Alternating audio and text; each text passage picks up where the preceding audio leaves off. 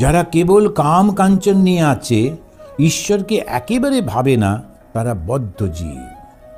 এইবারে একটা ভয়ঙ্কর কথা ঠাকুর বলছেন, যে লোকেরা বুঝতে পারে না তো, তারা ওই একদম ওইটাতেই বদ্ধ হয়ে থাকে, ওর মধ্যেতেই তারা খুব খুশি, কাম কাঞ্চনের মধ্যে আটকে রয়েছে। এই এখানে আমাদের এখানে যেরকম দেখি, সবাই একদম সোম থেকে শুক্র পর্যন্ত অফিস করলো, এই করলো, তারপরে কারুর না কারুর বাড়িতে এর জন্মদিন, না ছেলের জন্মদিন, না ওর মুখে ভাত, একটা পার্টি। একটা কেন পার্টি? একটু চেঞ্জ হলো, বাড়িতে রান্না করে খায়, আচ্ছা সবাই মিলে একটা হই হই, এবং সমস্ত মহিলারা গিয়ে রান্না করে বসে হই করে খুব যে বন্ধু তা না, কিন্তু আবার সময়ও কাটে।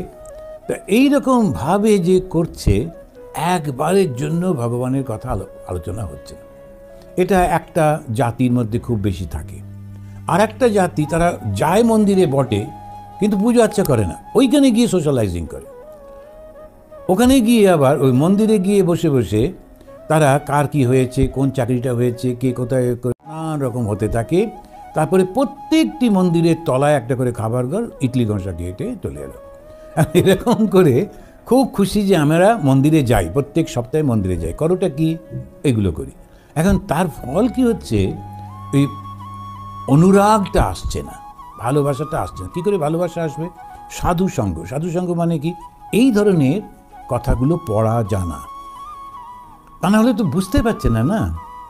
এরপরে শেষের দিকে যখন কান্নাটা আসবে, কষ্টটা আসবে, তখন ছটফট করতে হয়, কেন অভ্যাস নেই একা একা ভগবানকে নিয়ে, ঠাকুরকে নিয়ে থাকার। কিন্তু সময় এমন একটা আসবে, যখন তুমি যেমন জন্মের সময় একলা হয়েছিলে, তোমাকে ঠিক ওইরকম একলা করে দেবে প্রকৃতি, উপায় নেই। আর তারপরেতে সেই সময়টায় যখন তুমি বন্ধু খুঁজতে যাবে, তারা খুব বিরক্ত বোধ করবে, তখন আর বন্ধু পাওয়া যায় না। সেই জন্যে মোহ মুদ্গর বলে একটা শঙ্করাচার্য বললেন, যাবৎ বিত্ত উপার্জন শক্ত, তাবৎ নিজ পরিবার রক্ত। যতদিন তুমি রোজগার করতে পারো, পয়সা টয়সা আছে, ততদিন সবাই তোমার অনুকা। আর যেই রিটায়ারমেন্টের পর কিছুদিন, আসুন কাকু, তারপরে দাদু, মানে স্টেজগুলো বাড়ছে, তারপরে প্রথম দিকে দাদা, তারপরে কাকু, তারপরে দাদু কেন ঘর থেকে বেরোন, একটু অসুবিধে, ঘরেতেই থাকবেন, ব্যাস হয়ে গেল। এই করে এটা আমরা কিছুতেই বুঝতে পারি না যে কীরকম অসুবিধে হয়ে যায়। আর সেই কারণেতে ঠাকুর বারবার বলছেন, কেন ধর্ম? আমরা মনে করি ধর্মটার প্রয়োজন নেই, ধর্মটা ভীষণ প্রয়োজন আমার জন্যে। কেন আমি যখন একলা হয়ে যাব, তখন আমার মনটা যেন আমার সঙ্গে থাকে। আর এই আমার সঙ্গে না থাকলে তাহলে খুব অসুবিধে হয়। তো কি করে করা যায়? খুব সিম্পল, ওই প্রথম থেকে একটু অভ্যাস তৈরি করে ফেলতে হয়। সেই অভ্যাসটা কি?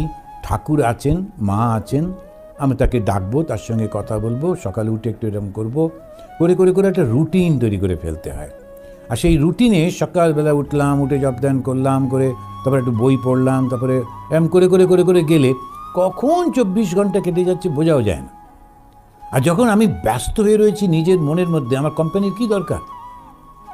তখন একেবারে আপনাতে মন আপনি থেকো, যেও না মন কারো ঘরে।